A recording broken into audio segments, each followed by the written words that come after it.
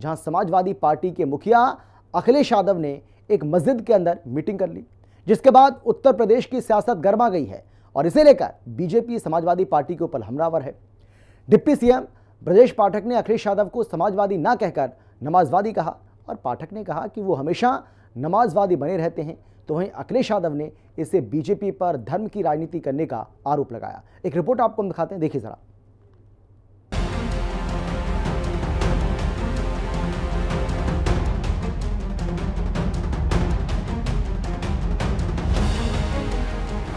दिल्ली की मस्जिद से गरमाई यूपी की राजनीति।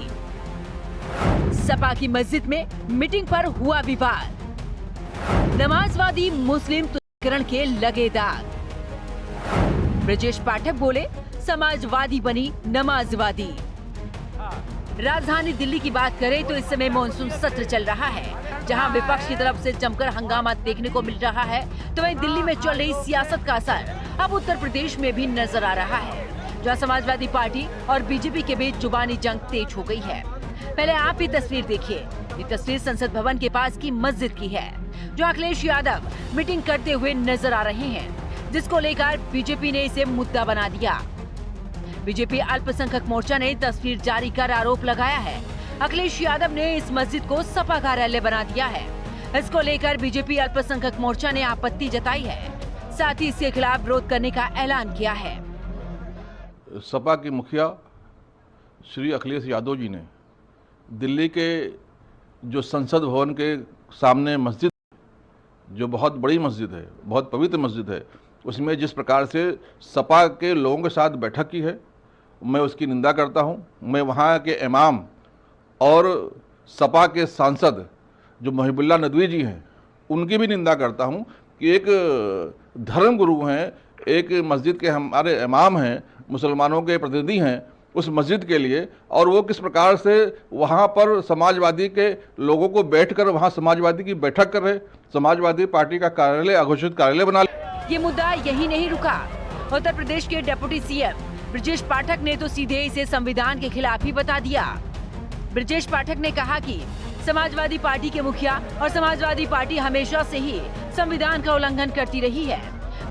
भारतीय संविधान में साफ लिखा है कि हम धर्म का इस्तेमाल राजनीतिक उद्देश्यों के लिए नहीं करेंगे और उन्हें संविधान पर कोई भरोसा भी नहीं है। वो हमेशा नमाजवादी बने रहते हैं और वही उन्होंने आगे बढ़ाने का काम किया है। देखिए, समाजवादी पार्टी के मुखिया और समाजवादी पार्टी हमेशा संविधान का उल्लंघन करते रहते हैं। भारतीय संविधान स्पष्ट कहता है कि राजनीतिक कार्यों के लिए हम धर्म का इस्तेमाल नहीं करेंगे और उनका संविधान पर कोई भरोसा नहीं है। हमेशा वो नमाजवादी बने रहते हैं और वही उन्होंने आगे बढ़ाने का काम किया है। तो वहीं बीजेपी की ओर से उठे सवालों को लेकर सपा की अध्यक्ष अखिलेश यादव ने बीजेपी पर पलटवार किया। अखिलेश यादव ने कहा कि आस्था जोड़ती है और जो आस्था जोड़ने का काम करती है हम उसके साथ हैं। लेकिन बीजेपी तो चाहती है कि कोई जुड़े नहीं, बल्कि दूरियां बनी रहे। हम सभी धर्मों में आस्था रखते हैं। बीजेपी का हथियार सिर्फ धर्म की राजनीति करना है। मैं आपका धन्यवाद देता हूँ।